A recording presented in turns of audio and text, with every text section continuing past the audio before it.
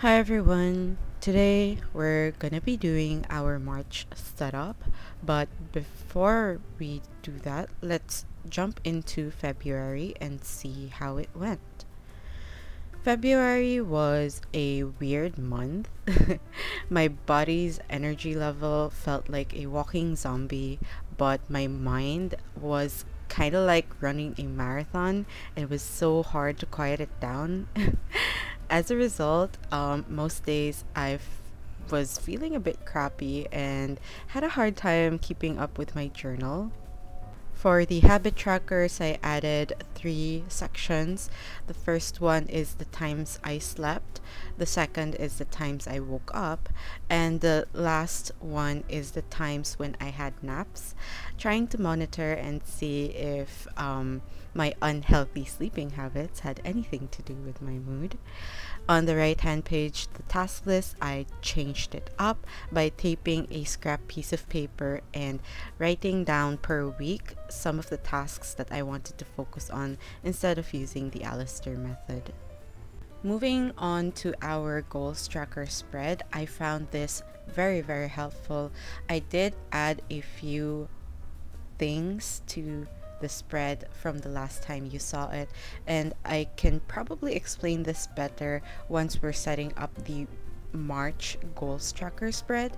But basically, you have the things that you want to focus on for the month on the right hand page, and on the left hand page you kind of write in whatever you did for the day to plant that seed and move forward with those projects. Flipping over, we have our weeklies, and for this, I changed it quite a bit through the course of the month because my mind just couldn't settle down. I found that the Alistair method was too forgiving and too flexible a system, and my brain needed more structure to its days. Essentially, what I did for this weekly was to plan my week ahead on Sunday and kind of list down my top 3 to 5 priorities for each day. Of course, we have to give some glam shots on this painting that I did of 80s. If you guys want to see the painting process for this, I'll link it up in the cards and down below. For the second weekly of Feb, I did the same system but found that it was too inflexible for that week because things just kept changing and my mind couldn't decide on what it wanted to do. um, so I had to switch it up again for the next month. For the dailies, I did start doing this thing where I list down happy events that happened on that day, and this kind of worked better than a gratitude log. I have a theory that my lizard brain kind of liked this method better because there was less friction. I didn't need to flip over to a different spread just to write whatever happened in the day. I know visually speaking, this weekly doesn't look any different, but trust me, it is. Whereas previously I was planning in the days when I would do a certain task, this weekly just served as a brain dump of all the activities that my squirrel brain was telling me to do. So this is the last spread for Feb. Now we're ready to do our March setup. For my cover page, I decided to go for something a little different and printed out this scene from the movie The Mummy of O'Connell screaming at the first encounter they have with Imhotep.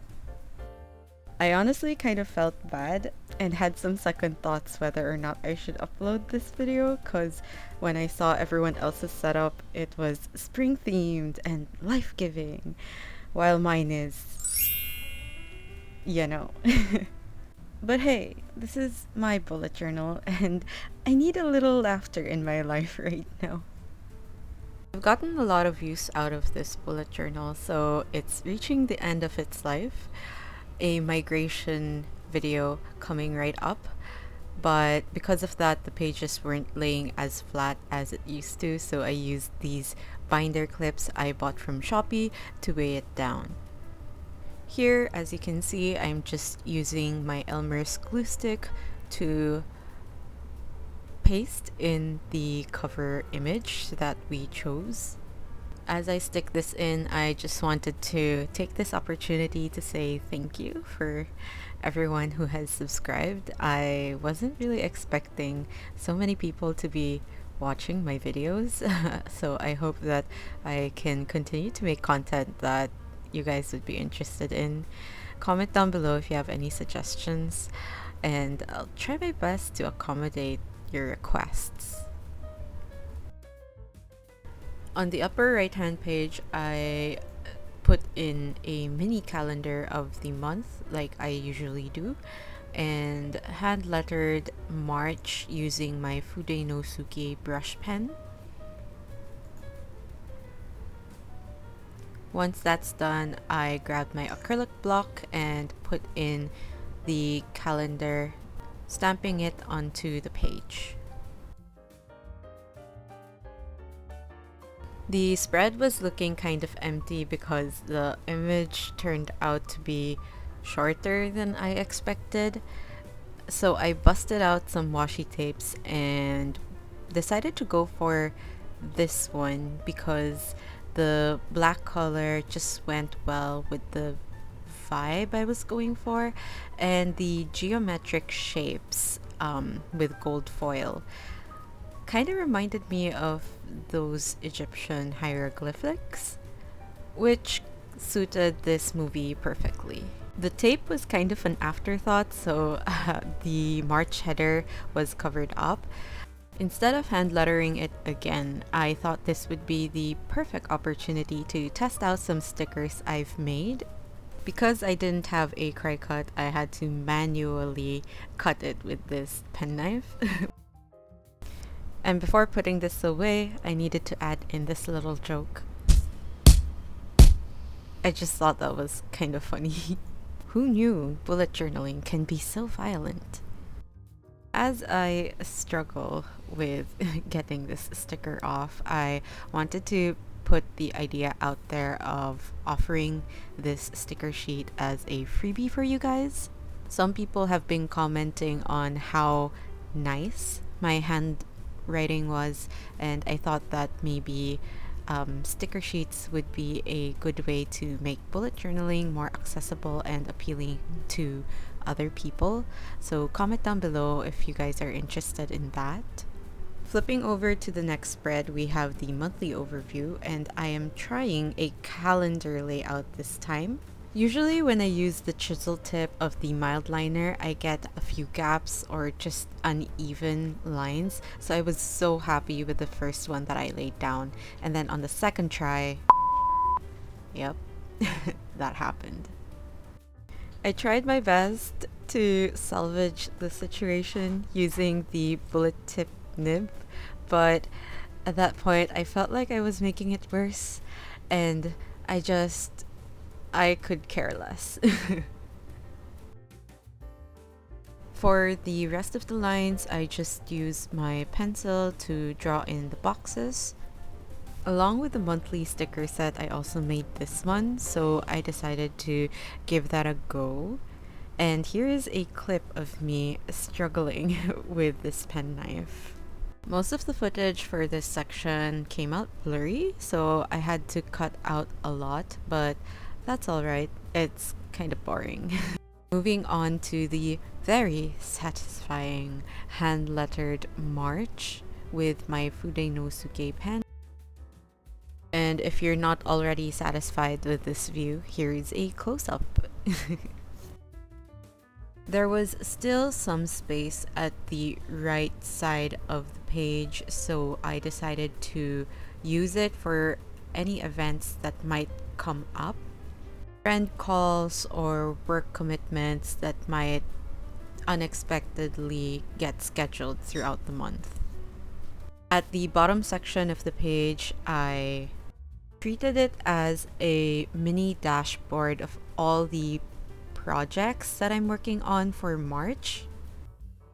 I usually prefer to brain dump and brainstorm on a scrap piece of paper, then transfer over whatever I finally decided onto my bullet journal. It minimizes mistakes, but more importantly, it also minimizes clutter from your brain and your planning system. This is the first time that I'm gonna be using a layout like this, so I'm pretty nervous, but we'll see how it goes.